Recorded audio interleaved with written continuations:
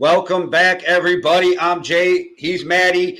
It is playoff time. We are going to review Week 18, and it looks like Black Monday is bleeding over into Black Tuesday, Somber Tuesday. I don't know what we're calling it. Tumultuous Tuesday. There you go. It's the true fallout on Tuesday. I would say the biggest coaching firing seems to have come on Tuesday, and I genuinely do think it is residual from Black Monday. But we will get to that. Like, the reason that Tuesday is a big day is because of what happened on Monday. A teaser. This is nothing against John Harbaugh. I think he's great. I had a wave of relief when he was fired. And I'll explain more, but I think this helps keep Brian Flores in Minnesota. I knew that's what it was going to be.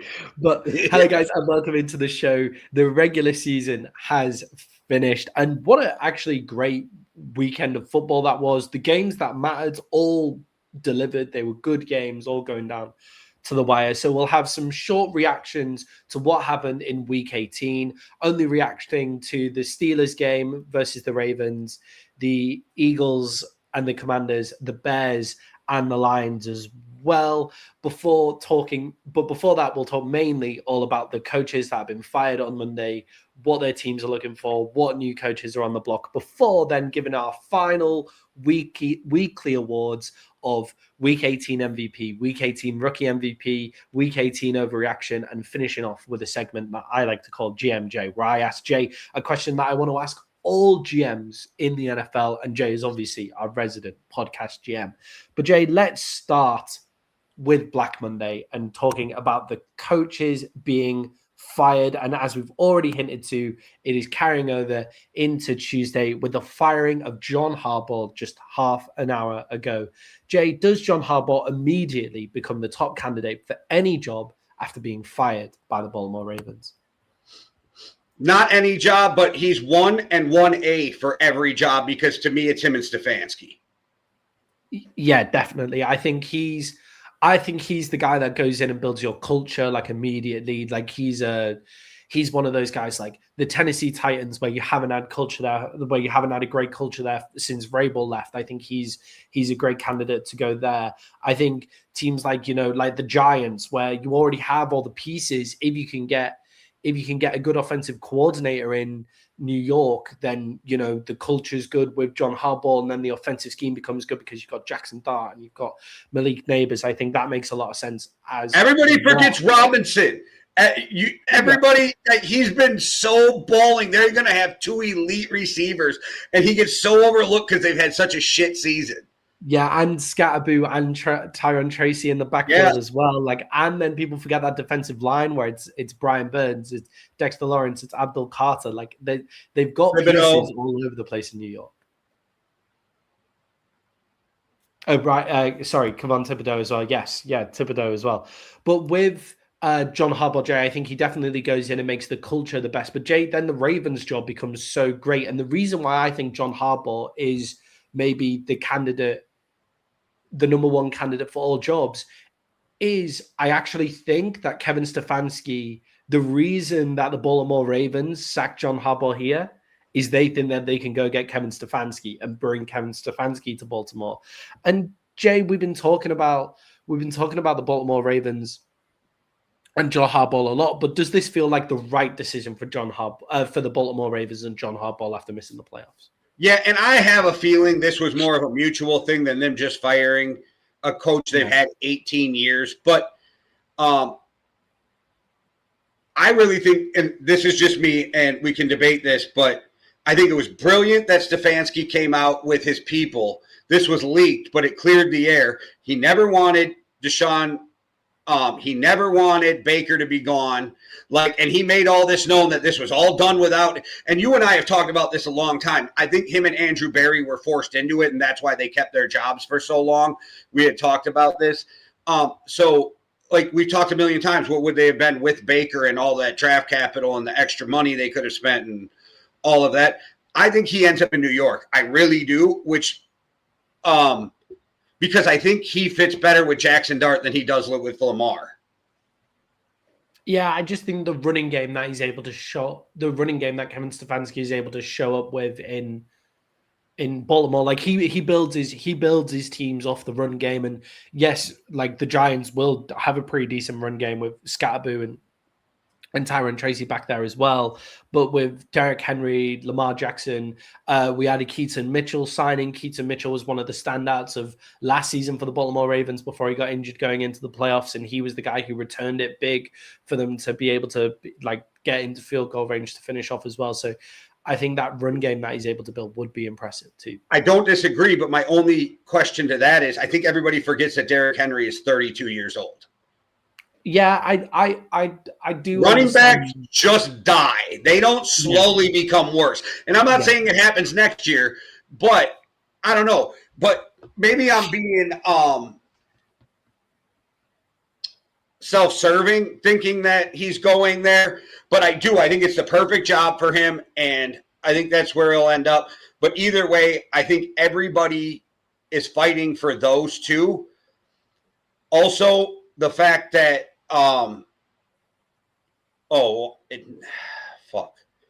Kingsbury. Yes, thank you. I keep getting Lane Kiffin, and it's not Lane Kiffin. Like, yeah, Kingsbury's out there too.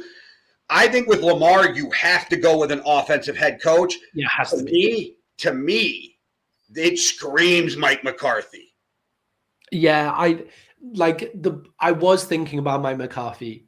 So the Baltimore Ravens have only had 3 coaches in their entire time of being a franchise. Like, they're obviously a new franchise. They've only ever had 3 coaches. Mike McCarthy is that kind of guy that they were the Browns. Well, yeah, but they were they were technically an expansion team, though, aren't they? But they weren't. The Browns moved to Baltimore, and then the Browns were the expansion team. Yeah, it was weird. But go ahead. Yeah, all weird. But since they've been the Baltimore Ravens, they've only had 3 coaches, and with Mike McCarthy is that steady hand. He's a safe choice. Look, I think Stefanski is a safe choice as well. Does Stefanski want to stay in the AFC North? Is that a division that he wants to stay in? Does he want to go to New York? Like, if you're the head coach who goes and turns it around in New York for the New York Giants with exciting Jackson Dart and Scatterboo and just the hype that's around there, you become a living legend immediately. But Mike McCarthy's steady hand and a steady organization makes sense. And look, the Dallas Cowboys did get better when Mike McCarthy took over play calling from Kellen Moore. And I don't necessarily think that's not shade on Kellen Moore, because Kellen Moore then went to Philly and was great as well. It just so happens that the way that McCarthy liked to set it up suited the Cowboys for winning football games more through their run game. And the Baltimore Ravens do that. That's what the Baltimore Ravens have always wanted to rely on as well. So I don't think that Mike McCarthy is a bad shout either. Jay, do you think the Ravens were right to get rid of John Harbaugh here? Because what a lot of people say is, you've made a bad decision if he becomes the top coaching candidate for loads of teams. And we'll get to that with the Cleveland Browns and Kevin Stefanski. But this is slightly different, right?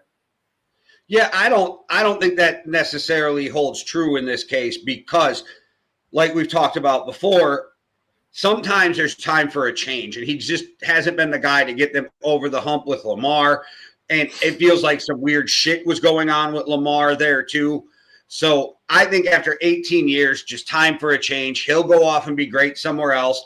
If they make a good hire, somebody else will come in and they will still be a good team. The Ravens defense actually started to look more impressive towards the end of the year. So that's something to build on. And when they missed the kick, I went in the group chat and I was in my head. I am going for a GIF of Ace Ventura, wide right, and they didn't have it. And I'm very disappointed in whoever sets up Meta's GIFs, because that was perfect. But yeah, I think it's just time for a change for both. I think it's time for a change for the organization and for John Harbaugh. Yeah, I agree as well. And I think the Ravens are in a good position. We'll talk about the best coach, the best team that coaches could go to, like at the end of this segment. But with the Ravens, it's, Lamar Jackson started to look good again, like threw for 238 yards, 3 touchdowns, and a freak interception. Most importantly, Derrick Henry went for over 126 yards. Zay Flowers stepped up in that game as well. A lot of bad defending on that. We'll talk about that when we come to the Week 18 reactions as well. But the offense stepped up. The defense started to look a little better. Some good draft picks and a good coaching hire here, and the Baltimore Ravens should be good. And I agree with you that it was the right decision. But Jay, on the other side, one last thing. Everybody forgets Derrick Henry had a fucking 8 to 10 week stretch where he couldn't get me more than fucking 9 to 12 fantasy points. I just want to point that out. Yeah, he struggled at huge points at the beginning of the season, and then for the last few games, he's had over 100 yards. Which great time to do it for you, obviously, yes. Which is annoying. Zay Flowers was the same for me in this. I watched Zay Flowers do that, and I was like, "Fuck you, man!" Like where was that all season? But on the other side of this argument, in terms of like letting go of a head coach that immediately becomes a top hire, Jay, have the Cleveland Browns made a mistake by firing Kevin Stefanski? Because he became the immediate top hire for a lot of teams as well. Yes, in a lot of ways. The only reason I'm saying no, and Stefanski did it to himself, like this is why it was the right time to move on. He has proven he's got some issue with Shedeur Sanders. He has proven that this isn't who he wants, and it looks like this is who the Browns want to ride with. So in that case, yes, it was the right move to move on, but it is going to still hold true that you are going to have egg on your face because he is going to go somewhere. He is going to succeed. And if you don't succeed with your next head coach, you are going to be questioned the whole time on why you let a 2-time coach of the year go. Yeah, I always have a problem when like GMs override coaches on players that should be playing. Right. Like, I agree that Shedeur Sanders is the best quarterback in Cleveland. Like, I agree with the GM on this. I just have a general problem with when your head coach has won coach of the year, having an ego fight over him not playing, him not wanting the player that you want, when actually I think the mistakes with the Cleveland Browns, the stuff with Kevin Stefanski, it didn't seem tenable.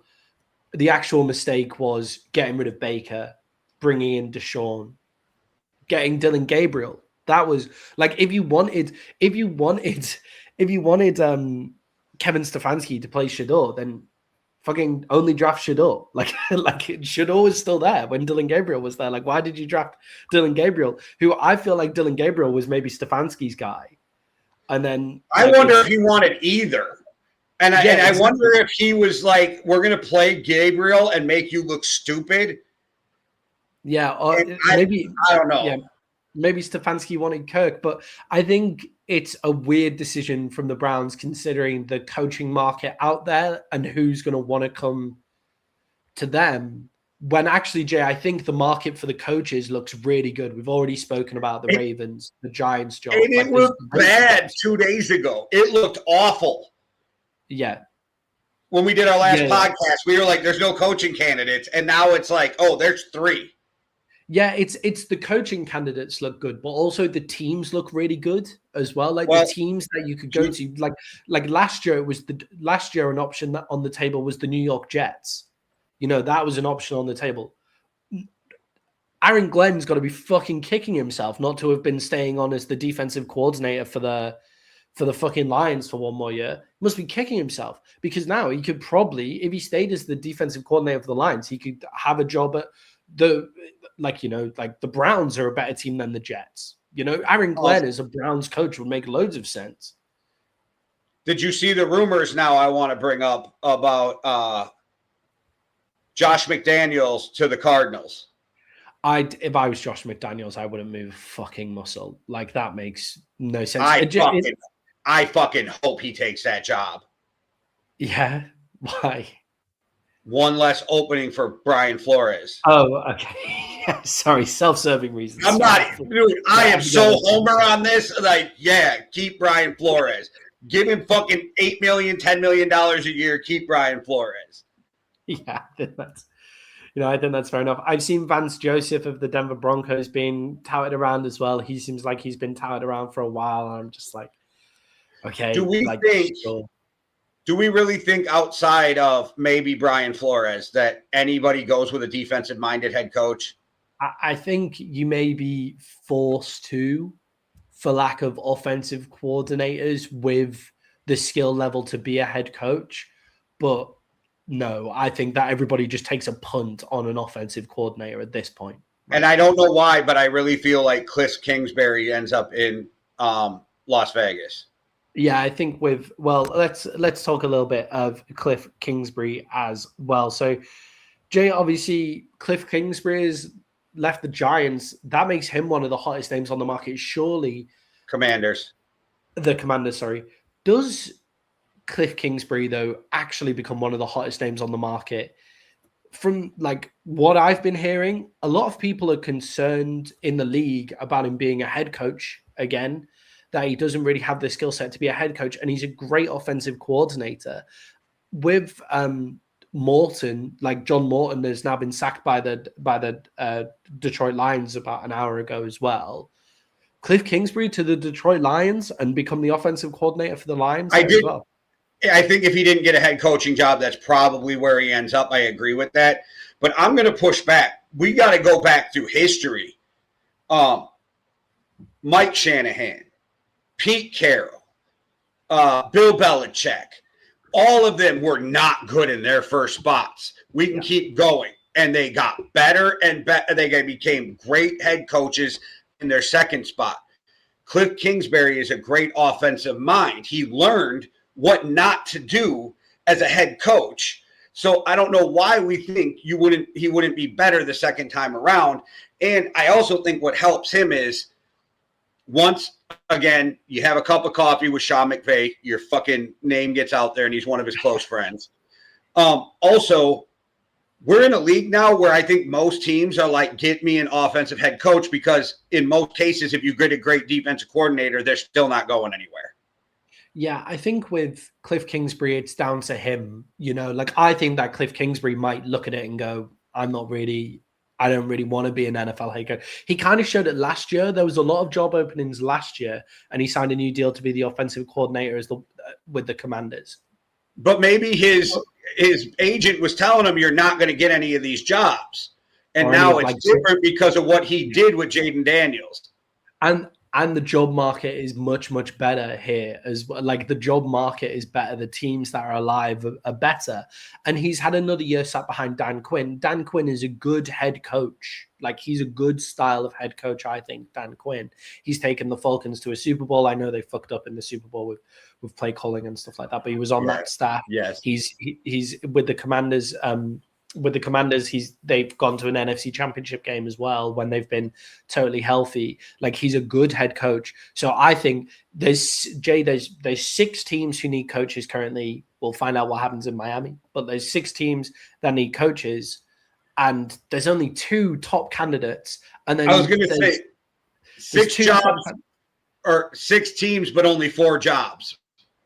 Yeah. There's 6 teams. There's 6 teams. There's 2 guys that are top. There's 2 guys who are the top tier guys. And then you have like Cliff Kingsbury. So if you're one of these teams, just go out and give the guy, like give him a fucking 3-year contract, 4-year contract if he wants it, and then get him going.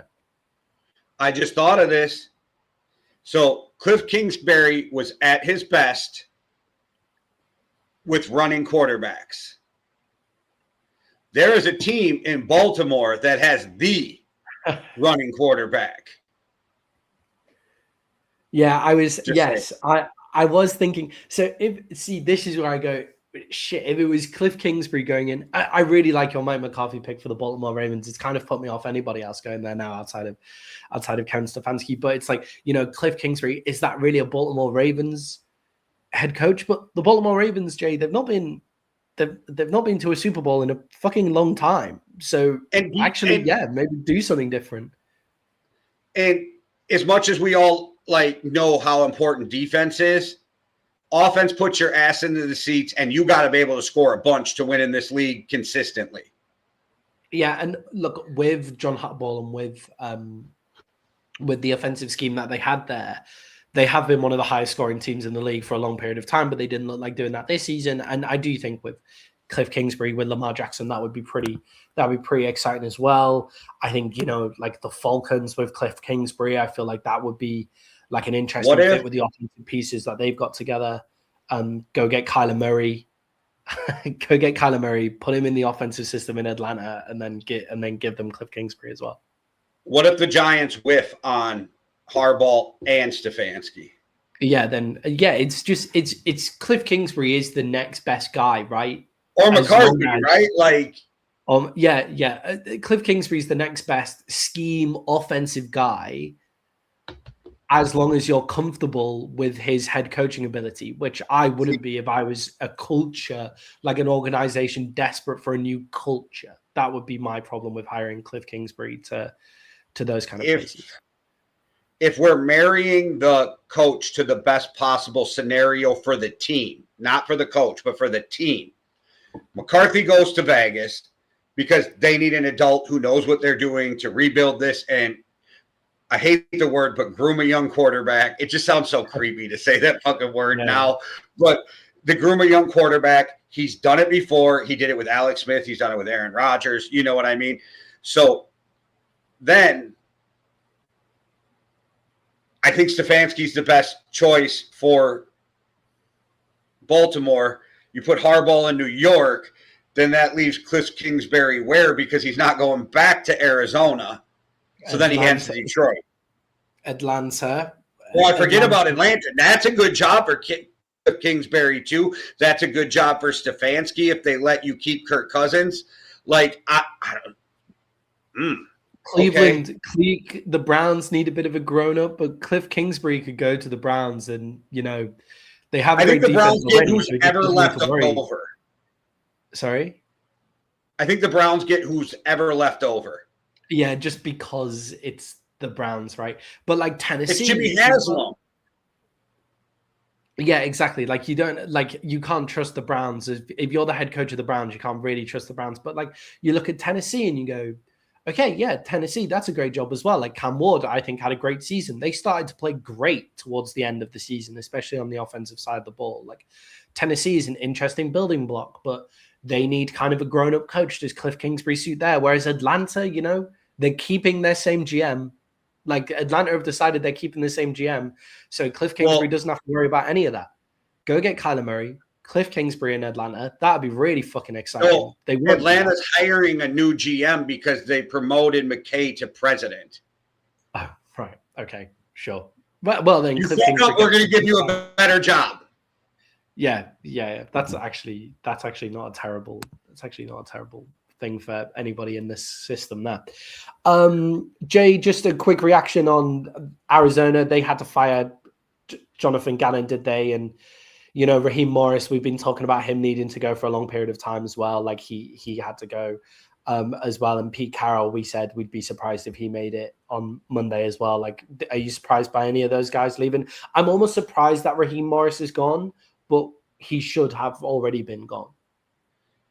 See, the only one that surprised me is Gannon, and it's not because I think he should have kept his job.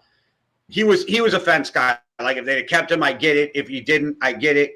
But we kept hearing for 2 months that Jonathan Gannon's going nowhere, which we should have known was the kiss of death. Should have just known. But even Florio and them were doubling down, right? Like, I heard they're going to keep Gannon. So Schefter said just this week, before he got fired, I'd be surprised if John Gannon was fired, or Gannon. What is it, John? I don't remember. But yeah, and now he's gone. So it's like, okay, that one shocked me just for that reason.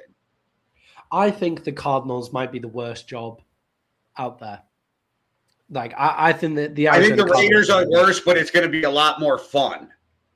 Yeah, I think with the Raiders, you get the first overall pick. So that's just a nice wild card to have. If you trade Mad Max, you're going to get some decent draft picks too. And for the first time, I think it's the right time to trade him because you're rebuilding. Yeah, and like the Cowboys have 2 first-round picks to give up, and they kind of could do with a guy like Max Crosby on the defensive end as well. Like, obviously, I know, and he got a really nice contract. He did a really team-friendly contract. Yeah, he's a good, like, I like Max Crosby. I'd be surprised. Like, he seems like a good guy. I would like Max Crosby to be a Dallas Cowboy, but we also need to sort out the cornerback position. But you immediately have, if you go into the Raiders, you immediately have a number one overall pick. You've got, you do have weapons. You have Brock Bowers and you have Ashton Genty, so you do have like immediate things to like go, okay, I can put my hat on this, and then you have to build out an offensive line, but Sean Payton's shown that you can build an offensive line in a couple of years just by like spending loads of money. Like, they have plenty of cap money to spend on like interior offensive linemen as well. Like, I think the Raiders is a good position to be. I think the Arizona Cardinals with, the Kyler Murray drama, you immediately have to walk in and sort out whatever the hell's going on with Kyler Murray and Jacoby Brissett. Like, the defense has great players, but why aren't they performing at all? Like, you also have the organization that's constantly voted the worst for looking after its players by the players in terms of facilities and everything like that as well. In Arizona, like, to me, it looks like the worst job on paper. So I'm surprised that the Cardinals let go. I'm surprised that the Cardinals let go when there's this many other teams looking for head coaches, but there's not that many head coaches out there. Like, you may as well just stick with your guy, because I think you might be the last one left. They scare me the most because they interviewed Brian Flores last year. Yeah, or the year before. Whatever Gannon was hired, Flores was in that hiring cycle with him. It scares the shit out of me that, because a lot of times if you watch, the Browns did it, other teams will do it. They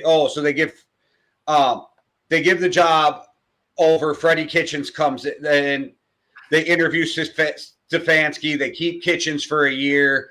They fire Kitchens. They bring Stefanski back and then hire him because they're like, oh, we made a mistake. We should have went with Stefanski. So I'm kind of hoping that the Cardinals aren't in that, like, oh, we should have went with Flores. So, yeah, that scares me. Yeah, I have a plan for the Vikings, though. If you can keep Flores for one more year. Yeah. Give him the job. You tell Harrison Smith, fuck it, don't come back next year. Come coach with Flores for a year and take over the defense when he leaves. Yeah, because he calls the defense on the field. I don't know why you don't see more of that, really, like in teams. Like, you see it a lot in European football. Like, you see it a lot. Where on the same team, or do they go coach on another team? I think that people get weird that they're not going to listen to a guy who used to be their teammate. But I think there's exceptions like Harrison Smith and different people. So like a lot of the time what you see, so Man United, for example, they've just fired their coach as well on Black Monday. We don't really have a thing like Black Monday for coaches getting fired because the season's like 9 months long. Right. But they've just sacked their coach as well for differences with the board, like about transfer signings and stuff. And what they've done is they have a guy who used to play for Man United, who's been on the coaching staff for a long period of time, who's going to take care of them for interim. Okay. You know, he comes in and he takes the reins of it for a while. And that's happened. It happens a lot with Man United players, actually, because they have a lot of legends and stuff. But he didn't really play with this group of team. Yeah, weirdly, currently his son is currently playing for them as well. He's not old; like he's played with some of these players. Like he's I'm just saying, like it's weird with Harrison Smith because he played with all of these guys. But I think he's a dude that they all love and respect so much that he could do it. But I thought if he could get a year with Flores and then take over, because sooner or later, if Flores keeps doing this, he's getting a job. Yeah, I think it would be stupid for Flores to take the thing with Flores is he has to nail this job. Like he's the guy more than anyone who has to absolutely nail this job. So he has to wait to take his bet. And look, but if he says no to a job, then he loses his lawsuit, I'm guessing. Yeah, but like maybe, perhaps. I think with if the Baltimore Ravens come call, if Baltimore were being stupid and stayed in the same way that they have done for a long time, they would go get Brian Flores because, defensive coach, steady hand as head coach and stuff like that. Like that makes actual sense for what the Baltimore Ravens have done for a long time. What they should do is do something different that they wouldn't normally do and go get an offensive head coach as well. But, I wouldn't take the Cardinals opportunity if I was them. Jay, I like the Cardinals job more than you do, I guess. Yeah, I guess so. I don't want to sort out quarterback drama immediately as soon as I walk through the door. I think if I'm a head coach. Yes, but if you're the head coach and you want Kyler Murray, then there is no quarterback drama. Yeah, that's fair. That's fair. Just walk straight in and say the guy is Kyler Murray. You enjoy. Have a good time, man. Enjoy yourself. Some big news coming out of Dallas, Jay. Matt Eberflus has been sacked, just like I said he should be if they don't perform defensively in these next couple of games. They didn't perform defensively in these couple of games. Are we being unfair on Matt Eberflus by saying he should be fired? Because obviously we get rid of Micah Parsons, they get rid of Trayvon Diggs, like the secondary doesn't play well. Is that really his fault? Or are the Dallas Cowboys right to fire Matt Eberflus? It's odd. 2 days after Schefter says he's the number one coaching candidate, he gets fired as the defensive coordinator too. Like this was the number one coaching candidate before Kingsbury and fucking like Stefanski and Harbaugh. If you don't think he's the right guy, just move the fuck on. Yeah, and I think, Jay, with Matt Eberflus, stay around for some Bengals chat in a second. We'll talk Bengals as our last piece on this. But Jay, with Matt Eberflus, he's been given players now. Like it's like yes, to start the season you lose your best defensive player, and that's who when you're doing all your preseason stuff, you take the job for. You expect to have Micah Parsons, right? You expect to have Micah Parsons. Yeah, that's the conversation. That's what we're just about to have. But when you're Matt Eberflus, you can be upset that they've lost Micah Parsons, but then you're given. We've been arguing that they now arguably have a better, more well-rounded defense by the end of this season than they did at the start of this season, especially with like with rookies coming on and Quinion Williams playing well, Kenny Clark coming in, Odigizua, like that defensive tackle area has been great. And Matt Eberflus has shown no creativity on the defensive side of the ball to make the best of what he's got. For some reason, he went away from rushing that 5 technique that was giving everybody hell that they played against, coming off beating the Eagles and beating the Chiefs. And which I know doesn't look like amazing now by the end of the season, but like coming off those wins when you're running that system and then he comes off it, it was the first bit of creativity that he's shown since being the Bears head coach and being the Cowboys defensive coordinator. Jay, I think Matt Eberflus is to blame for losing his job. I think it is the right decision for the Dallas Cowboys to move on. And Jay, I also wouldn't be surprised if Matt Eberflus does go and get a head coaching job at one of these teams, because Jay, there's actually 7 teams that need coaches, not 6, and there's not that many coaches to go around. Just to play devil's advocate a little, none of that whole team had a chance to work together in the offseason at all. Yeah. But you already know my feelings on Eberflus. I laughed at you all when you hired him live on the show. I made a big joke about it. So never been a big fan of Eberflus, but just to be a little bit fair, none of these guys got a full offseason in that system. I don't like the system to begin with, though. When he was in Chicago, there was problems, and they all tried to blame the quarterback issues, and it was defensive issues also. So I have no problem with the moving on. My thing is, if you think you're done with the coach, just move the fuck on. Yeah, 100%. Especially if it's a guy like a defensive coordinator and an offensive coordinator, right? Like, if it's your head coach, like, giving them a bit more time and a bit more grace, I understand. But I think with Matt Eberflus, I think you do have to be able to move on the fly a little bit. It's not like he was given these guys like 4 or 5 weeks ago. He was given these guys and given a bye to work on as well. Like he's had this offense for like a long period of time.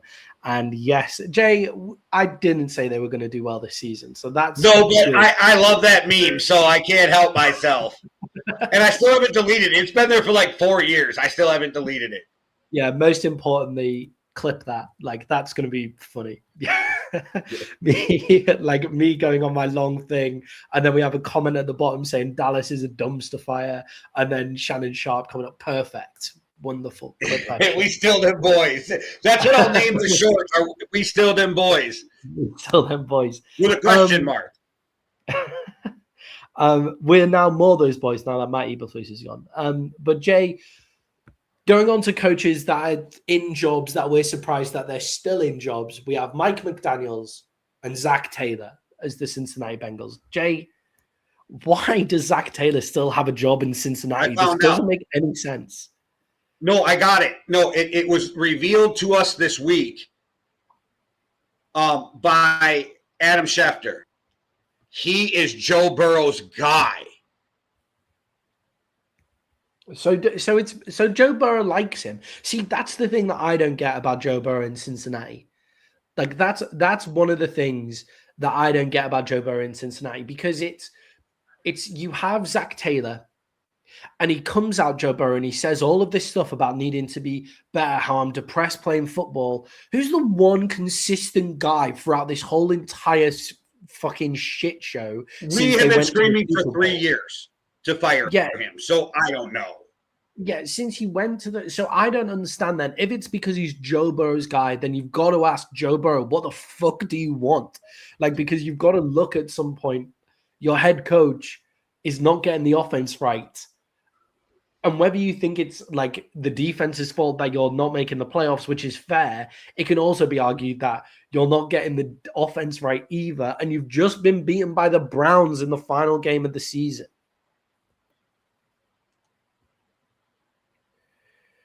Yeah, and I understand. So I get that, but I don't think I agree. Like with when Adam Schefter said that is Burrow's guy and Burrow went to bat for him, I think that's all it takes. Yeah, and I think there's also I also think, Jay, there's an element of, you know, when you have the poorest owner in the league, right? Like you have the poorest owner in the league. You don't want to pay two coaches at the same time. Like, I think there's an element of that as well. And we'll get on to, I have an opinion on that later on as to what fans should be able to do in their teams when they're dissatisfied with what's going on as well. But I'm amazed at this. No, this statement is 100% true, though, that offensive line is awful. It's been awful. They've tried to fix it, and they still haven't. Like, so it's awful, not for a lack of trying, but at some point, somebody has to take responsibility for the fact that it's awful and that Joe Burrow's getting murdered. Like, you are putting – this guy has been hurt so much, and I don't even want to say he's injury-prone because he has been murdered on the field. Yeah, and I think with the Bengals, there has to be something that Zach Taylor takes from that it's, you have had the GM putting money into the offensive line and you've not been able to work it out either. So is it your scheme? Is it Joe's having to hold on to the ball too long? Nobody believes that you're running the football at all. Like, no one believes that the Cincinnati Bengals are running it, even though they have a semi-decent short game and short pass game extension of the run deal. They don't have like an in-between the tackles run game. Like, there has to be something that you take on board from that as well. Like, fucking Kyle Shanahan has one of the worst offensive lines in the league, player to player, but is able to hide them by his great offensive play calling. And Zach Taylor doesn't do that. And you're right, he's ruining Joe Burrow's prime right now. Like, they need to make this move. And Jay, with Kevin Stefanski out there, surely that's a great candidate to come into the Cincinnati Bengals. Kevin Stefanski would suit so well. Yeah, I don't know. It makes sense if that's who Burrow wants. You stick with. You have an owner that's been proven to be cheap. He doesn't want to pay two coaches. We watched everything that went down with Carson back in the day. Like, it's just this ongoing problem when you have bad ownership too, that it's really hard to get a team. And then because they made the playoffs with Carson Palmer, and then they made the playoffs with the Red Rifle, Andy Dalton, then they make the playoffs in the Super Bowl with Joe Burrow. They think that he can just keep being cheap, and at some point it's going to pay off. But it's horrible for the fans. Yeah, and it's terrible for the fans, and I do agree with this, that the offense is solid, but there comes a point with the play calling. The Dallas Cowboys have this as well. It's where, as Jay calls Brian Schottenheimer, Sean off Shotty needs Shot off Shotty. needs to change his play calling as well. It's, you have a shit defense, so why the fuck are you scoring so quickly? Like, run the ball, get a run game assembled. That comes down to your head coach and your offensive play caller to come together. And luckily, the Bengals, it's the same fucking guy. Like, come in and get them together and say, we don't have the right defense now. We need to be able to score more slowly. We need to control clock. And the Bengals just don't do that with Zach Taylor in charge. And they should be able to do that. They have Jamar Chase, T. Higgins, Chase Brown, who's been really great this season, and most importantly, fucking Joe Burrow. And they've been terrible. And Jay, there needs to be something that fans can do when they feel like they're being really, like, there needs to be something. And I have no idea what fans can do when they just feel like they're being like treated this way. But we'll come on to that later in the show. There's a part where I want to talk about that. It's the one thing I fall back on because I have a lot of heartbreak as a Viking fan, right? But it's like, well, at least I know my ownership is throwing as much money as they can to try to fix the problem. They're not afraid to. So it gives you a little solace. It still sucks. But I can't imagine if you're looking at your ownership and going, why don't you give a fuck about this team or the players? And the NFL should do better at making sure moving forward as they sell teams that these owners want to win, not just profit from owning a franchise. Yeah, I think with Dallas, like with Jerry Jones there, I never have the feeling that Jerry doesn't want to win. I just question his actual genuine cognitive capability. I'm just genuinely worried about his cognitive capability in Jerry Jones. So I feel sorry for Bengals fans. They've been screwed over by Zach Taylor. I'm cheering for 3 teams in the playoffs. I'm not going to lie. I'm riding with the Niners, the Jags, and anybody who plays the Packers. I'm Seahawks all the way.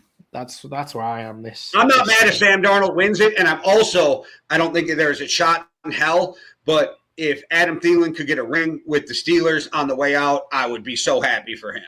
Yeah, I'm full Seahawks at the moment because it would just be really funny if Sam Darnold went out and had a great season with the Vikings, went out and won the Super Bowl, and we can just say once and for all that the New York Jets are the worst franchise in the NFL. Like, it's like we can just say that, just have it done, just have it out there, because they had that guy and they threw him away because they can't develop guys as well. And Sam Darnold was my guy at that point as well. Yeah, Jerry should have been retired a while ago. Jay, final coach that will be surprised is still in a job. Mike McDaniels. I'm actually not surprised that Mike McDaniels is still in the job. My last few overreactions have been to say, no, I'm not saying that he should. No, I'm just leaving because Mike McDaniel still has a job, not because of you, because I give up on what's going on in Miami. Yeah, it's I've been saying for the past few weeks, the Miami Dolphins are going to stick up with Mike McDaniels. They're going to stick with him. He's playing his way into being able to stay. And Jay, what the hell are they doing with Mike McDaniels still being there? The only thing I can think of is they were like, there's not a lot of good coaches in this cycle, so we're just going to ride this and see what happens. Because I think they're going to part ways with Tua, and they're going to have to eat $90 million in cap space, and they're going to be a shit show anyway while riding out that $90 million in cap. Even though Denver showed you can do it, Denver had to eat 85 from Russell Wilson, and they were still paying it off this year. So Denver proved you can turn it around. But I think that's what they're looking at. And this isn't like the worst shot at McDaniel. Like, it's just, it hasn't worked. And I think he would have been better served, like we talked about, if you just took your ass to Detroit and been their offensive coordinator. Yeah, and I mean, with Miami, they ended up, 7-10. They had a better record than the Bengals, than the Chiefs, than the Commanders. Some good teams in there. They only finished half a game behind Dallas. Like, it wasn't actually, in terms of record, the worst ever. But they're keeping McDaniels because of that run game that he's able to develop. And I agree with you. I think they've gone, look, if we get rid of McDaniels, we'll be one of 8 teams without a head coach. And we're in possibly the worst position. Not necessarily worst. They're not the worst roster. They're just in the worst position for someone who wants to come in and build something, to rebuild something quickly. Will John Harbaugh want to go there? Will Kevin Stefanski want to go there? Is that the places you want to go? So they're kind of with eight jobs, So and then they're losing out on those guys. I do have an idea for them. I don't know if it would happen, but it seems like some weird shit, like we said, vibes with Lamar and Baltimore, and it's happened. He's a Miami guy. He spends all of his offseason and free time in Miami. Maybe Miami just offer up a boatload of fucking picks, go get Lamar, and build from there. I don't know. Is Lamar from Miami or is he from Louisiana? Is that okay? Well, he spends all of his off seasons in Miami, but I'll have to look that up. Yeah. No, I was just wondering. But no, I just assumed that you could be right. You definitely could be right. So imagine if he went to Louisville, didn't he? But that's in Kentucky. But imagine if Lamar came in with that run game. He's born in Florida. There you go. Pompano Beach, Florida. And people forget he's only 28. Like, he's in his prime. Yeah, like Lamar comes in with them on HM, like the run game that they can have together. I don't think they'll be the best coached organization. I do think they'd have like Tyreek Hill back. If he's like anything like Tyreek Hill after the injury, I don't know. Yeah, they'd have one of the more interesting schemes in the NFL. They're also like, because of the way that the kind of AFC and NFC played out, they're drafting 11th after 7 wins. Like, that's not terrible. Like, we've seen people drafting way higher than that after only 7 wins as well. So, I agree that they need to move on from Tua. They've already benched him. He played at Louisville, which is why I got confused with Louisiana, my American geography. Yep, him and Teddy Two Gloves. But Jay, just to finish off our segment on Black Monday, in your opinion, what are the best available coaching jobs in the NFL? What is the best available coaching job in the NFL? Baltimore, because you have a quarterback, but I think a close second is Atlanta, who I completely forgot was open. Yeah, I think for me it's Baltimore, Giants, Atlanta, and then I've actually got the Browns up there. If you can cope with the ownership, then the Titans, then the Raiders, then the Cardinals. I think the Titans is an interesting thing as well. I like the Cardinals job. I know you don't. And Nate, I'm a Bucks fan, and Maddie's wherever Luka Doncic is. That's not entirely true. Let's put the comment up. I have a fun thing to say, but just before we go to a break, we can talk about this. I always supported the Dallas Mavericks because it was where Kristaps Porzingis is, and I live in Latvia. And then after Porzingis moved, I continued to support the Dallas Mavericks. But then I just went, right, Luka's gone. Like, that's just the most ridiculous trade of all time. So now I do. The Lakers are the easiest team for me to watch. So I do support the Lakers because Luka's gone there. So you weren't wrong. It's just quick though. I want to let you know, Nate. Tonight you'll have to see what time. It's a little bit after our show. Well Beyond the Arc comes on, which is our NBA show on the channel. And Montana and David, both big Laker fans, and Ryan, who is epic at trolling, always lets them know that they're LeBron sexuals. So I thought that was a fucking hilarious term that I have heard that I had never heard before. Yes, I don't hate LeBron. I am not a LeBron hater, so I am not on the team of you. Maddie and I love greatness, so you're not going to see us hate on somebody just because they're great. So, Nate, make sure to stay on after us and stay on for the Well Beyond the Arc as well, because they are Lakers fans and they will be talking. They do talk a lot of Lakers because, you know, just like the Dallas Cowboys, they're the people who everybody wants to talk about, right? But Jay, we're going to need a break. We need a quick break. And there is a great way that you can support us, guys. One, you need to like and subscribe. They're the number one thing. So that's all we ask of everybody. Click the bell so you can keep up to date with all of our shows. But another way that you can support us, guys, is by powering the show through powering us through the power of caffeine. All right, we'll see you in less than a minute. Me and Jay set up the Yankee and the Brit nearly 5 years ago, and in that time we've gone up to about 7 shows a week. And with the help of our loyal community, we've been able to keep growing.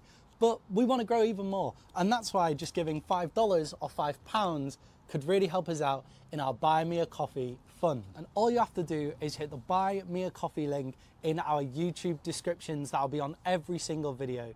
You can give £5, $5. You can give it once, you can give it every month. And what that does is it allows us to grow and even buy ourselves a coffee every once in a while.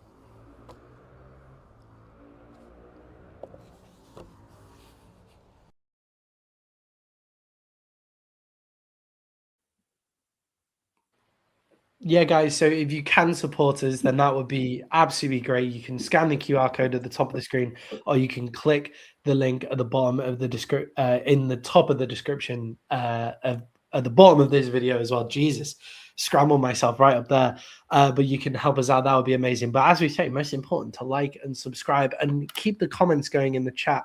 We love to see it. As you see, we talk to the people who comment in our chats, unlike other shows as well. We put you up on screen and we actually talk to you guys. So, Jay, I have exciting news. I have exciting news that relates to support as well. I'm going to be running the Riga Half Marathon this year for a charity for my little cousin who has heart defects as well. So I will be putting a link in the description of our videos of that as well, where you can go to a GoFundMe. Half marathon is 13K? 21K. Yeah, 21 kilometers. 21K. Damn. 30 miles. All right, have fun with that. It's the only time in the U.S. we use kilometers is in running, right?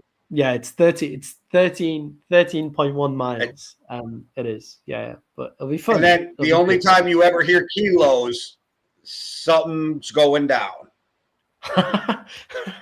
Yeah, I've always thought about that.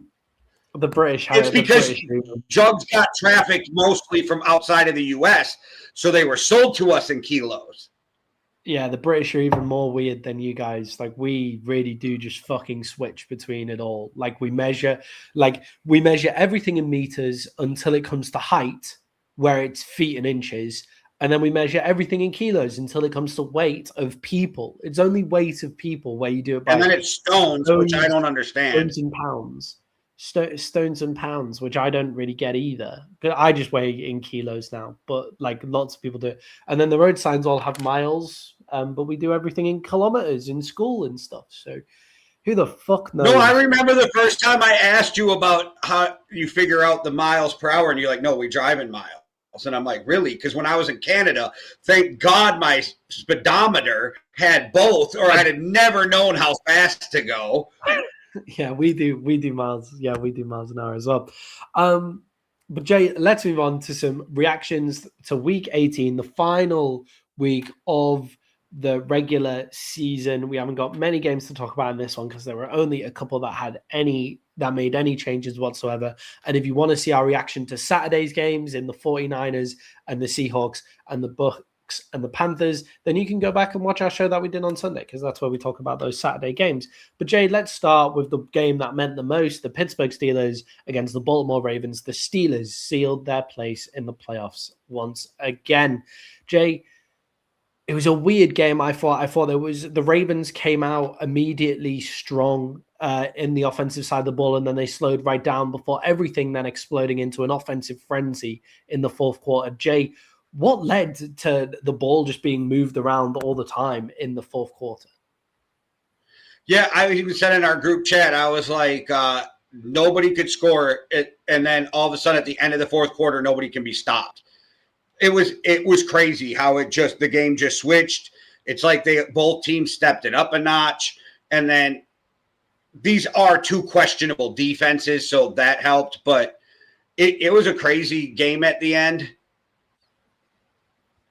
Yeah, I think at the end of the game, I think what ended up happening is you have those two completely broken plays by the Pittsburgh Steelers. It looked like it. So the Pittsburgh Steelers, they get to Lamar, and then Lamar does some fucking hero shit, breaks 2 sacks, ducks underneath 2 guys, breaks out, and then Zay Flowers is somehow being tracked down the field by Patrick Queen, which, how the fuck do you let that happen?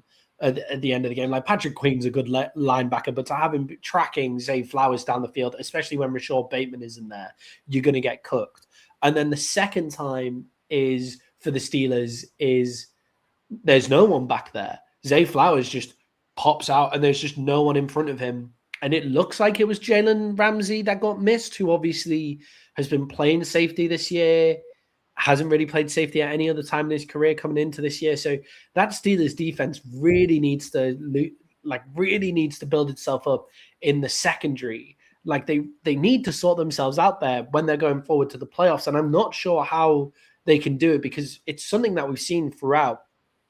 And also, Jay, I think the Ravens were moving the ball. In this game, as I was watching it, the Ravens looked like the better team to me. I don't know if you had the same feeling. I feel like the Ravens were better. There was a freak interception to TJ Watt after being knocked down, and it just ends up in his hands after taking 2 deflections on the way to the ground. So I thought the Ravens looked like the better team in this one as well. Yeah, and when I was watching the game, I was shocked on how both quarterbacks missed some really, pivotal plays that could have went for big plays or even touchdowns.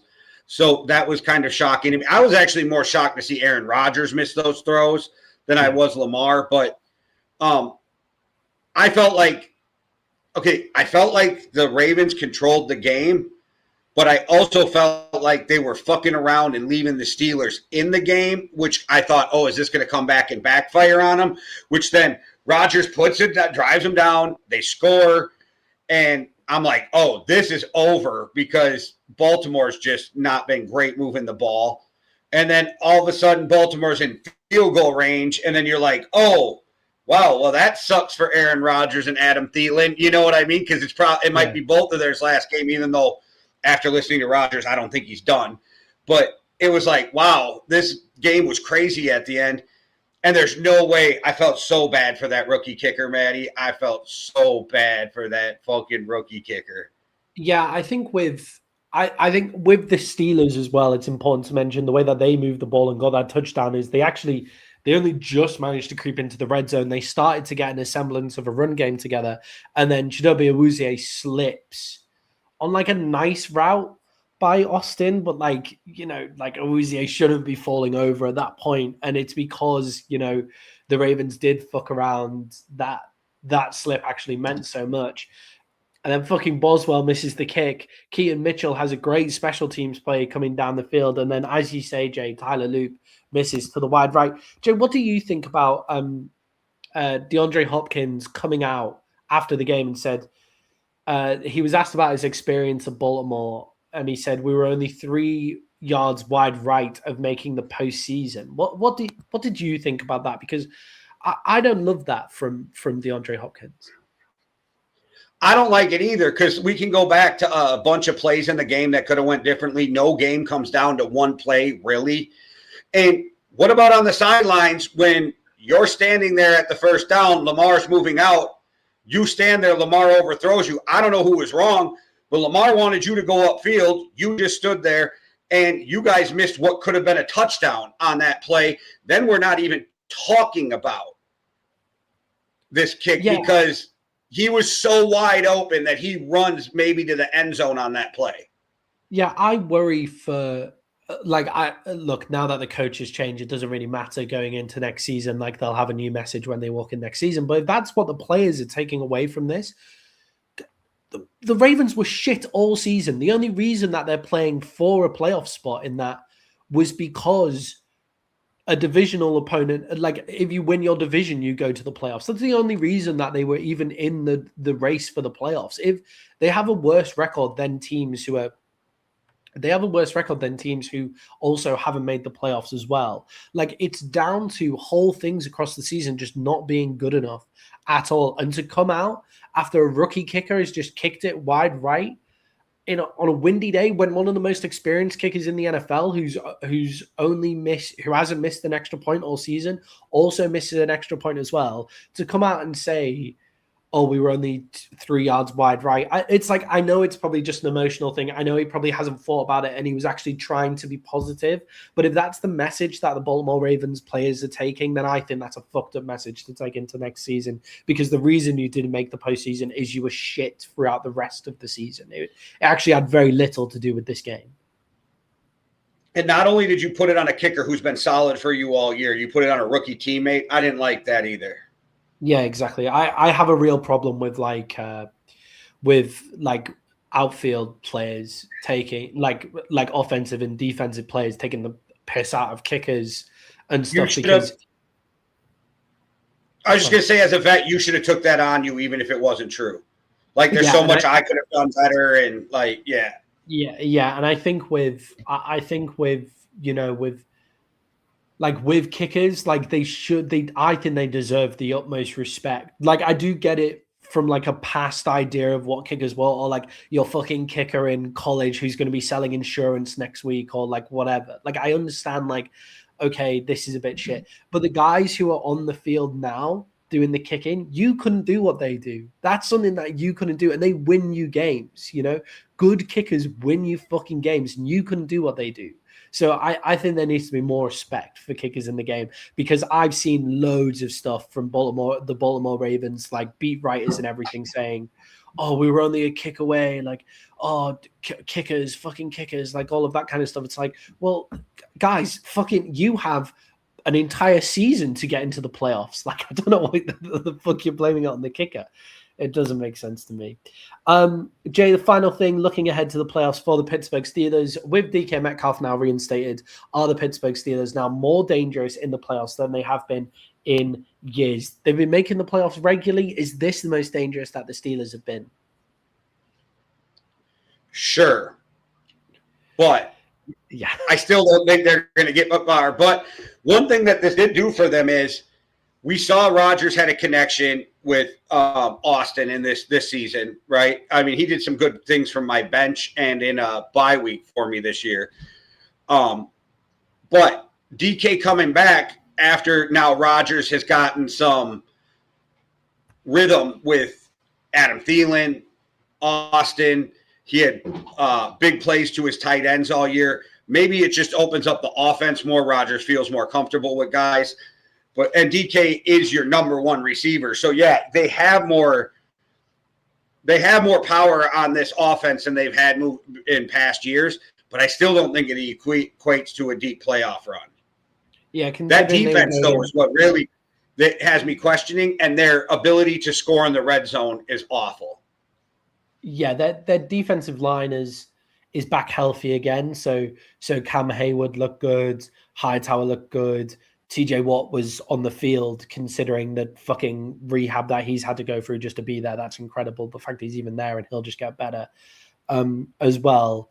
They do need to figure out that scheme, because Kyle Duggar at safety has looked great since he's come in, and he laid a couple of hits on Derrick Henry that just left him completely still as well. And then I feel like they're getting blown out of the other safety position, where Jalen Ramsey sometimes has been making excellent plays at safety, and then sometimes they're just getting lost in the scheme. So maybe just simplifying things a little, especially when you're coming up against the Houston Texans next. So the Texans offense hasn't been firing on all cylinders. That's all. Damn it. Oh, I keep on half sneezing. But the Texans offense haven't been entirely firing on all cylinders. And then you also have DK Metcalf, who stretches the field for you, Calvin Austin, who also stretches the field for you. So at least you can stretch that defense a little bit. I don't think they're going to, we'll talk about it on Thursday. Come and watch our preview shows on Thursday. Yeah, Rodgers going to get that ball out quick, but yes. Yeah, he's going to be getting that ball out like so fast. But come watch our show, our preview show on Thursday. I do think that DK Metcalf coming back is a big deal for them. There was points in that game where he was throwing down the field shots, and I thought, if that's DK Metcalf, he has the size to make that play. And without DK Metcalf, they don't have the size or the ability to stretch the field to make that play. Jade, the two other games had to do with the NFC number 2 seed. The Philadelphia Eagles went up against the Washington Commanders. The Chicago Bears went up against the Detroit Lions, and they both lost. All the Eagles had to do was go out and win against the Washington Commanders, who had Josh Jacobs playing who had Jacobs playing back there at quarterback. Jay, how Josh much Johnson. of the Philadelphia Josh Johnson, sorry, thank you. How much are the Philadelphia Eagles going to regret not playing their starters in order to get the second seed in the playoffs? Hitman and I have been debating this in our group chat for 2 weeks. And I was like, you have to play your starters. You have to win this game. No, the 2 seed is important. If the 1 seed gets knocked out, the road to the Super Bowl goes through you. You get guaranteed 2 home games if you win. Like, it is huge. And they didn't. And they let it slip through their fingers. And this is the shit we've been talking about. Like, what kind of fucking decisions are they making? There is something going on in Philadelphia that is finally blowing over or boiling over that's been going on for the last couple of years. And I don't know about the decision making. And this is the first time where I'm like, yeah, you don't make the NFC Championship game, you might want to move on from Sirianni. And I've been cheerleading for Sirianni for the last couple of years. Yeah, I think with Sirianni, I think he's safe for another year just because of the coaching options and the amount of teams looking for coaches. But I mean, the Eagles immediately become the best job. Like over the Ravens, they become the best job if they get rid of Sirianni. So will these guys wait, like Stefanski and Harbaugh, will they wait to see any potential fallout from the playoff? Maybe Matt Nagy. Matt Nagy steps up into the position, you think? I just say he's been under Andy Reid now, and he knows he's been a coach before. Maybe he'd be better. I don't know. Yeah, maybe worth the shot, right? But with that, it's not just the difference between it can go through Philadelphia, it can go through if the Seahawks lose, it could go through Philadelphia. They at least get another home game as well. It's not just that difference. It's the difference between playing the San Francisco 49ers and the Green Bay Packers. That's the difference that you've got in these teams. The Green Bay Packers, without Michael Parsons, Jordan Love's been banged up and has not played for 3 weeks now. 4-game losing streak. 4-game losing streak. They're not the same team, the Green Bay Packers, at all, than what we thought they were going to be. That's what you were going to go up against in the divisional round if you won this game. And I think there was, I do understand resting guys on the Philadelphia Eagles. I do understand it because, they're an older team. They could probably do with that rest. They don't need that time to play. But it was a big assumption to think the Bears were going to go out and beat the Detroit Lions. Dan Campbell doesn't, if they wanted to, we said before the show, do the players respect Dan Campbell enough to go out and play? Well, they did. Clearly that's what happened. And also, Dan Campbell, there's only one guy who's even close to knowing Ben Johnson's offense that well as Caleb Williams, for example, and it's Dan Campbell. He knows that offense. Jared Goff knows Ben Johnson's offense. It was never out of the realms of possibility that the Bears were going to lose that game. So you at least need to play your starting, especially your starting defense, I thought, for a half. Play them for the first half to just put the game out of reach, and then pull them depending on what's going on in the Bears game at Soldier Field. You rest your really banged up starters, and you play everybody else, and you go win that fucking game. Yeah, I was surprised because when we were reviewing the show, it looked like they were actually going to start their offensive players. It looked like Jalen Hurts was going to start. It looked like, because they hadn't been given any designations of out like other players on the defense had, and they need that chemistry, the Philadelphia Eagles. So I think they'll come to regret that. I think they might get beat by the 49ers, to be honest. Jay, the Chicago Bears then went up against the Detroit Lions. Are you surprised that a Ben Johnson-led Bears team seemed to come in underprepared? They just got better throughout the game. They seem to be coming in completely underprepared for this game. Yeah, and I think another thing that hurts is that Detroit defense for years has been playing every training camp against Ben Johnson's offense. Ben Johnson's been perfecting his trick plays and his offense against that defense in training camp for years. So they knew Ben Johnson. Yeah. It is fair. They know Ben Johnson. Ben Johnson knows them as well. Important to mention. Right. Ben but Johnson Caleb doesn't. Yeah, exactly. Caleb doesn't. So adding new stuff in, they're looking ahead to the playoffs. I was just surprised that Ben Johnson team came in kind of so undercooked on this. And to be honest, Jay, it shouldn't have been this close. That the Bears go out and they score 16 points in the fourth quarter. Like it shouldn't have really been this close. It looks like the Bears were going to pull it off. But when you look at stats, like they were completely outdone in terms of yardage. The Lions went and scored 400 yards on this Bears team. Like the Lions should have really come away with way more points than they did as well. Jared Goff threw for 331 yards. Jameer Gibbs ran for 80 yards. Amon-Ra St. Brown finished with 11 receptions for 136 yards. Like you think with that amount of yardage, the game would be kind of put away by then. So the Lions were also giving them the opportunity to stay in the game. Really, this game should have been cooked much earlier than it was. No, I agree. It did make me think to some points in the game, like, okay, the Bears are going to fuck around and lose the second seed and then get bounced, because I had said previously the Bears' only shot at a Super Bowl, I truly believe, was the 1 seed.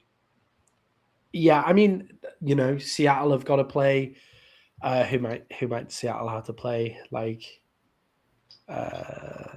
Seattle might have to play San Francisco again. Like that isn't really out of the realms of possibility of which way that goes as well. So securing that second seed was good, but they didn't do it on their own terms by any means. Yeah, they could end up playing the Rams.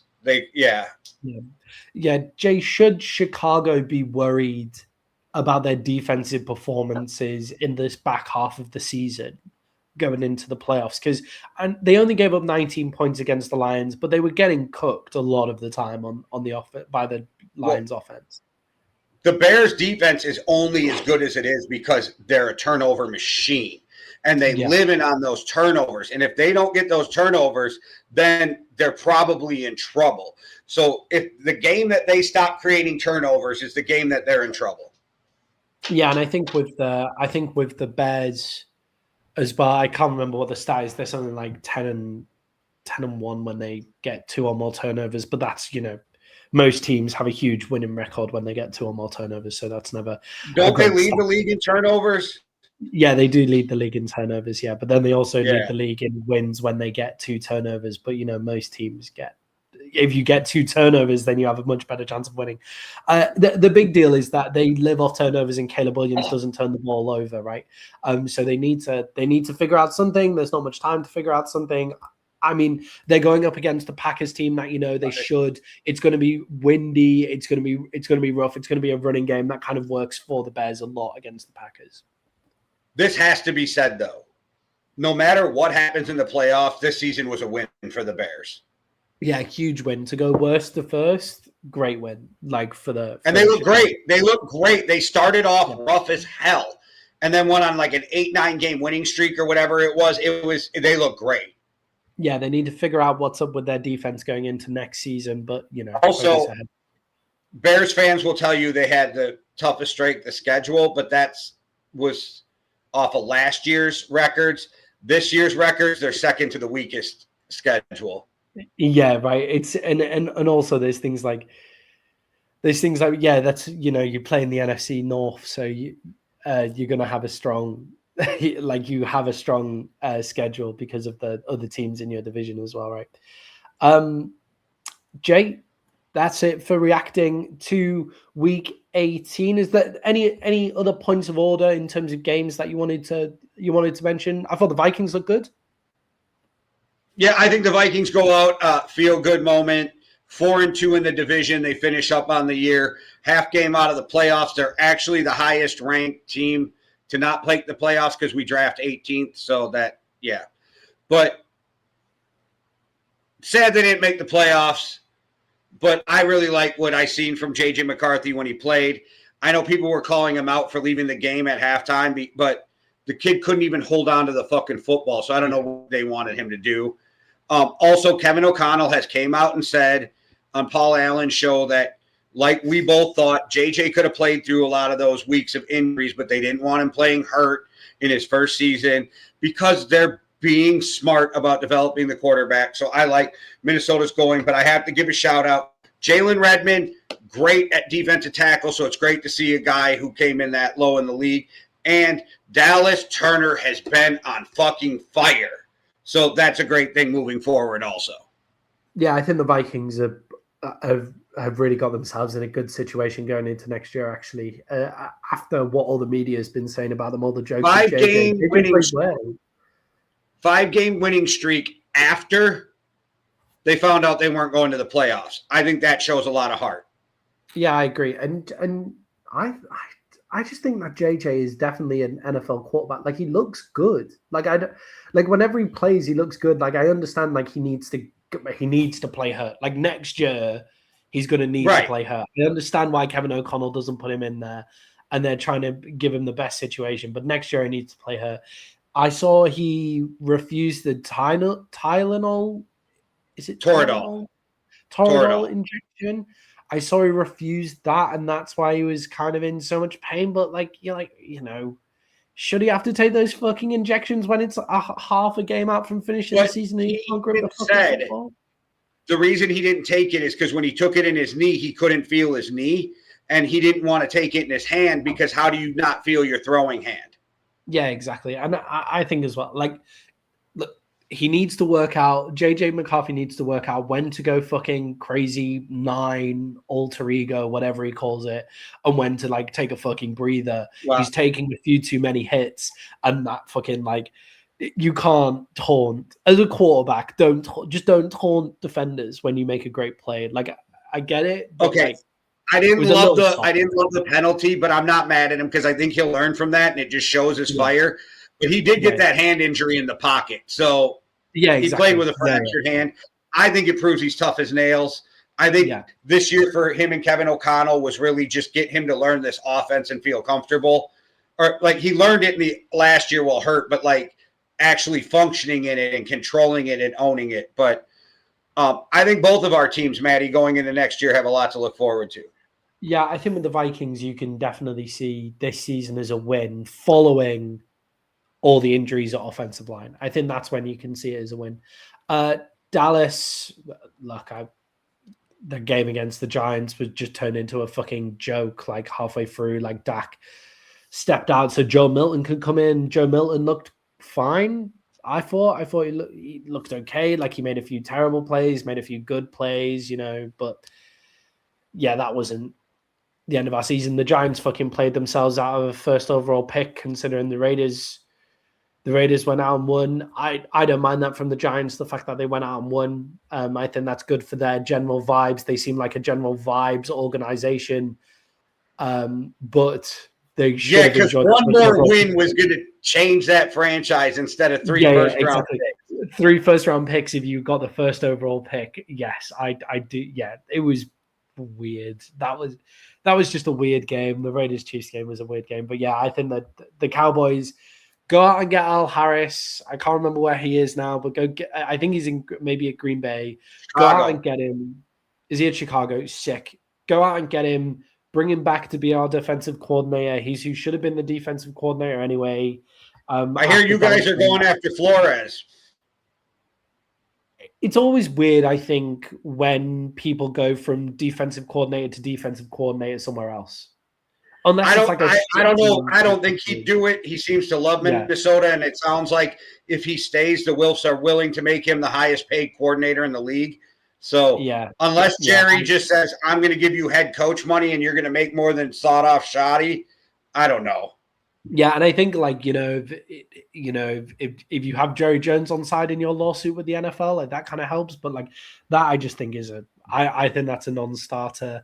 I don't think you get guys who have defensive coordinating jobs somewhere else to come in and be the defensive coordinator for you. I'm going to throw up if we lose Flores, even to a head coaching job. I'm just going to throw up. Yeah, that'll be. I hope I'm not standing in Buffalo Wild Wings waiting for a delivery, and then I see it on ESPN or something. I'll be sick. I won't even be able to drop it. I'll be like, oh. That's the problem with us always doing live shows, Jay. What if that news comes up and you just throw up on screen immediately? That would be rough. Well, it was a figurative throw up, but yes. I mean, great content.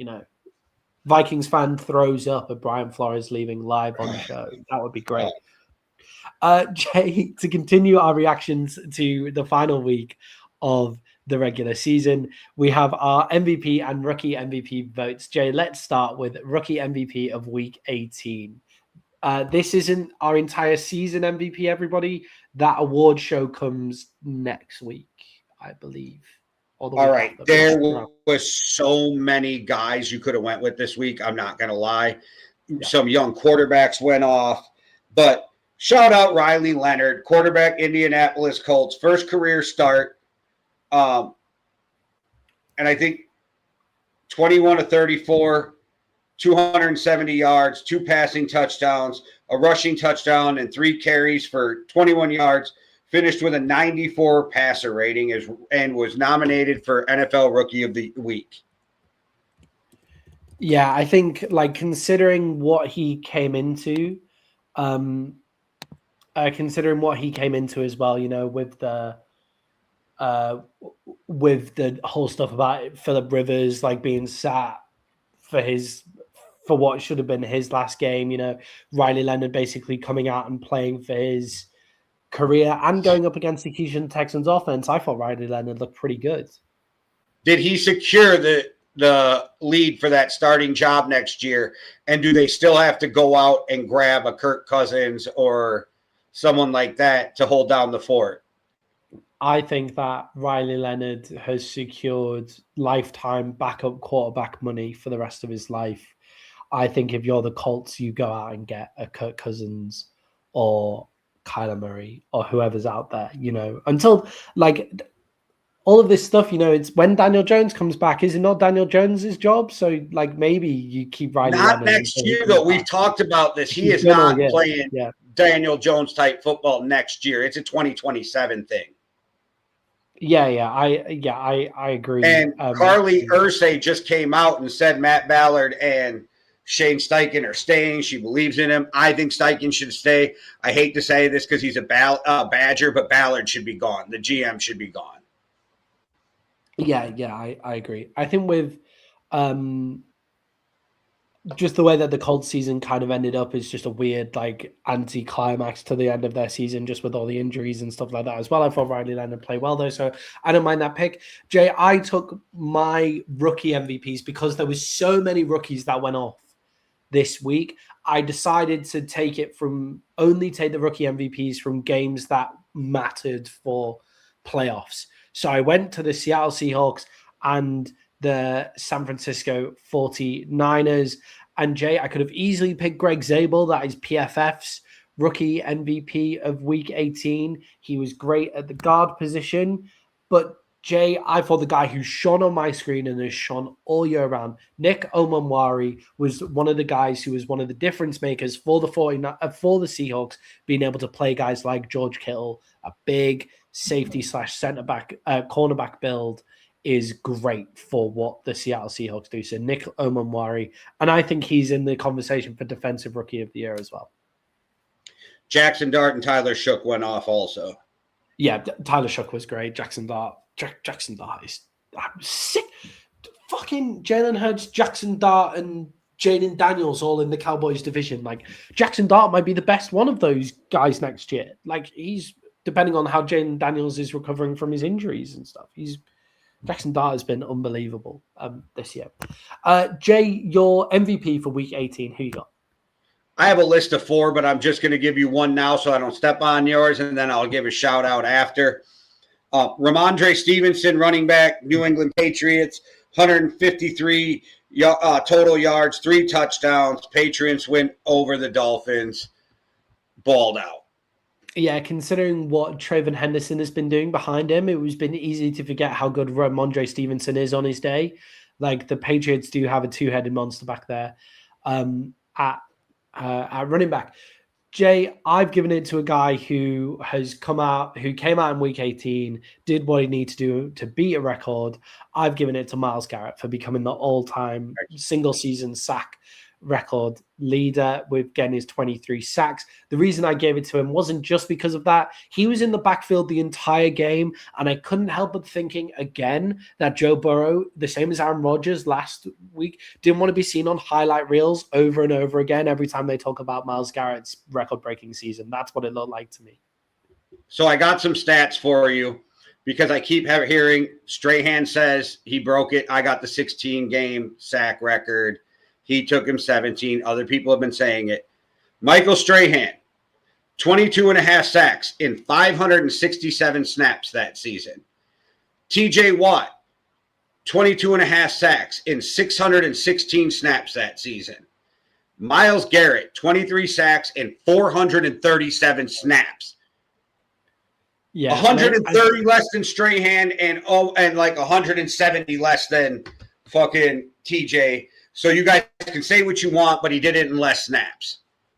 Yeah, and I think with the Strahan stuff, like, you know, he's going up against much more athletic quarterbacks. Like, I understand there's a lot more dropbacks as well. Like, there's a lot more dropbacks, so there's a lot more passing in the league, so there's more opportunity for sacks. But the quarterbacks are so much more agile. Like when you're watching them, even fucking Aaron Rodgers, man, was just doing everything he can to make sure that he wasn't sacked by Myles Garrett. And Brett Favre laid down for Michael Strahan's record-breaking stack. Yeah, people are saying that Joe Burrow did that, but Joe Burrow was in the pocket and Myles Garrett was on him. And I honestly think that Joe Burrow was trying to go to the floor to make sure it wasn't Myles Garrett that got him. That's what I think was going on. I thought he went to the ground to make sure he didn't get blown up from the front, and then Garrett got him from behind. Wow. Okay. Anyway, I just said blown from the front and got him from behind, but yeah. Anyway, but I got to give a shout out, Mitch Trubisky, 4 touchdowns, 259. Ray Davis, 151 yards rushing on 21 carries. Zay Flowers, 138 and 2 touchdowns. So a bunch of people went off. And just an honorable mention, and I'll talk about it more in the playoff game. Shout out for the Bills defense for turning it on the last few weeks. Yeah, definitely. I think with the interesting one for me in that melee is Trubisky, right? Like, he becomes an immediately interesting quarterback in the way that there's like 8 teams that need quarterbacks, right? Yeah, and I don't know what his contract is, but if he's only signed there through this year, no matter what, you're getting paid as a backup. Yeah, right. He's definitely getting paid as a backup, and he's definitely probably staying as a backup in Buffalo at worst. That's where he ends up being. But with is Buffalo right? Yeah. But with the teams needing guys, Trubisky becomes immediately interesting. He's come on quite a few times now and looked really good whenever Josh Daniels has needed needed his injury to be covered. You know, like. He's a guy you bring in to compete with somebody. Yeah, it's like those guys like, you know, like Jameis Winston, like, you know, he's not going to, you know, he isn't it. Like, he's fun to have around. Or like Russell Wilson, do you ever bring Russell Wilson into another football team? Like, does he ever? There's spaces for those guys. Like Mitch, we need a new generation of Russell Wilsons and Fitzpatrick. Not now after he got the Giants in trouble by saying he played injured and it was never on the injury report. Classic. Well done, Russell Wilson. Good job. But you know, if you're the Indianapolis Colts, do you just go, okay, well, Riley Leonard looks good. If you're going with Riley Leonard, you bring Trubisky in to compete for that job. Yeah, you go like, let's bring in Trubisky, and if Trubisky looks great, then we're fine. You know, like if you're the Browns, you bring him in and you're not sold on Shador, which I think you should be. Just give Shador the keys, but you may as well for like a couple of years if you're the Browns. And like, see what happens. Hey, yeah. I know I put this in the group chat, but Browns, go big. You'll be the story every week. Just go hire Dion. Yeah, depending on what you want to do. Like Dion's not. They ain't gonna win, so go be the story every week. Yeah, exactly. Like that could just be very fun vibes around the organization for a couple of years while you like draft really well. Like the Browns have drafted pretty well for like a couple of years.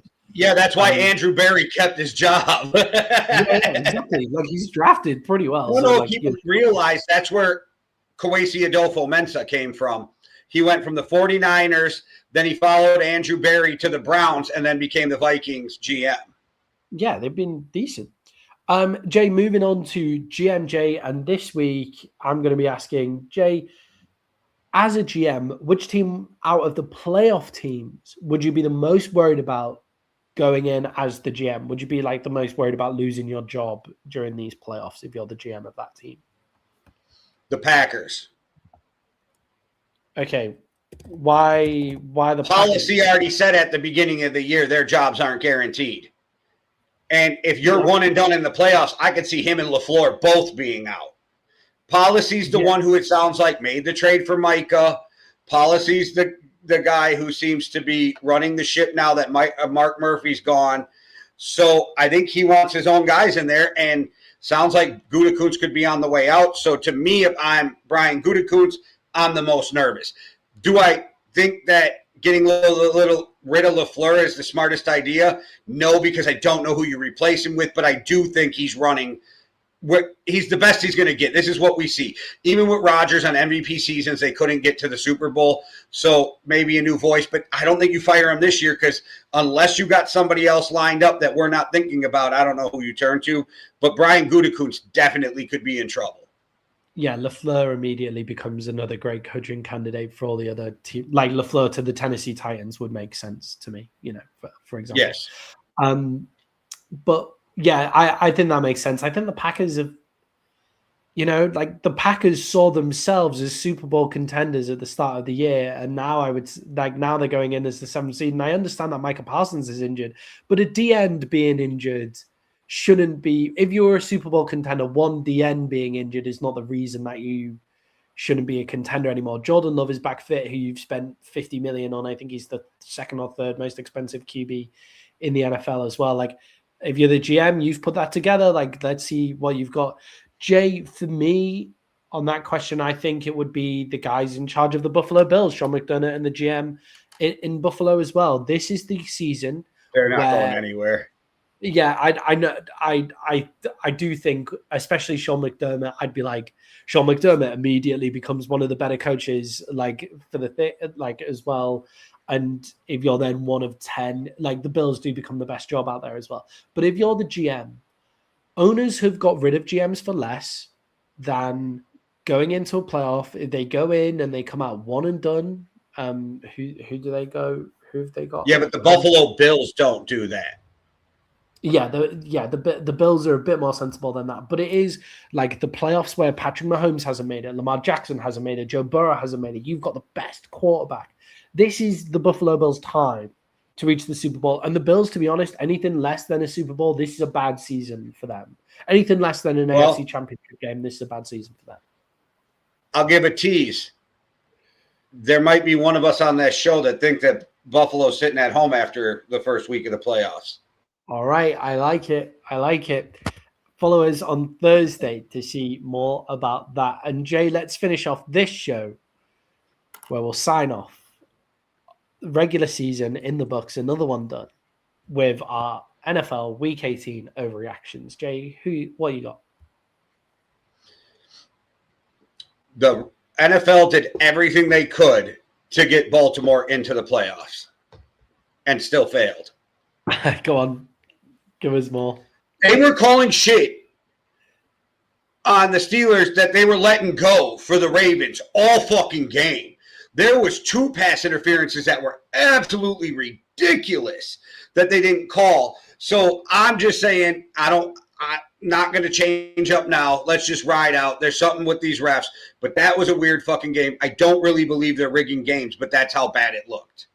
Yeah, it was literally the first play of the game, the blindside block on Zay Flowers, when just the written rule is just completely different to what they gave a blindside block for. Like, it just wasn't like a blindside block, like maybe an illegal block in the black, but not really either as well. And yeah, the fact that that's how the game started out, I thought, shit, like, in like GTA where it's like, here we go again. That's what I thought was about to happen in that game. I was like, just for fuck's sake. Yeah.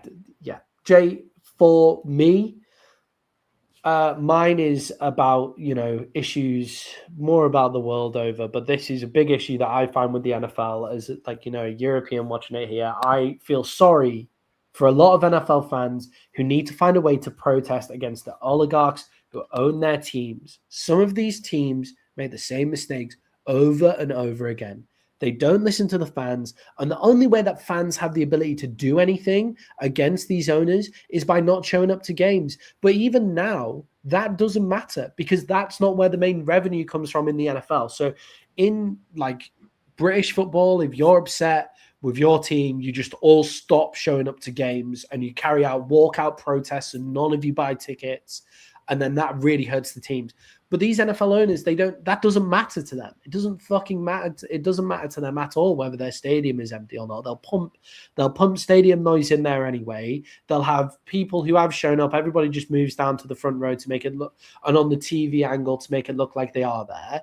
And then like it doesn't hurt their pocket at all. So they need to find a way to protest against these NFL owners who are just fucking over their teams again and again and again. And, we were talking about it with Cincinnati. That's the team who triggered it. For me, to be honest, like, how is it fair that Cincinnati are just held hostage to having the poorest owner in the league over and over again, who doesn't seem to want to go out and win games? How is it fair that the Browns have constant problems with ownership? How is it fair that the Raiders have constant problems with ownership? It's meant to be a league of like, where anybody can win at any time, but the same teams are shit over and over again. And it's time for fans to be able to find a way to stand up against these oligarchs, put some red flags behind me. Let's get this socialist shit up, and I'll be completely boycotted from coming to the World Cup in the US now. Two things. One, I think you unfairly threw the Raiders in there. I'll just say that I think Mark Davis has done everything he can, but he's had some bad luck. Look at the Henry Ruggs situation and Derek Carr. Derek Carr was just good enough to not get rid of him. But I think you have the right idea, and I think you're just slightly wrong. I think if they stop going to games, financially with the share, you're right, it wouldn't hurt them, but they would be the talking point of every sports fucking talk show every single day. So they would look so bad that you would force changes if fans stop going. The only problem is fans are never going to stop going. The Browns are always sold out. The Packers couldn't win more than 4 games when I was a kid, and they have they have 20-year wait list for season tickets. Yeah, you need to find a different way to protest and walkouts, because also mainly in the UK, it's really easy for you to not show up to your team's games because there are 20 a year. There are 20 home games in a year. So it's a lot easier to just not show up for one game. But when there's only 8 in a season, like, it becomes really difficult to then not show up. And if you're a season ticket holder who paid tens of thousands of dollars for your seats, are you going to miss a game? Yeah, exactly. Yeah, exactly. Like, it's not like it is a more difficult thing. So they need to find a different way to protest. They need to it would work. A way to protest these oligarchs who are in charge of NFL teams.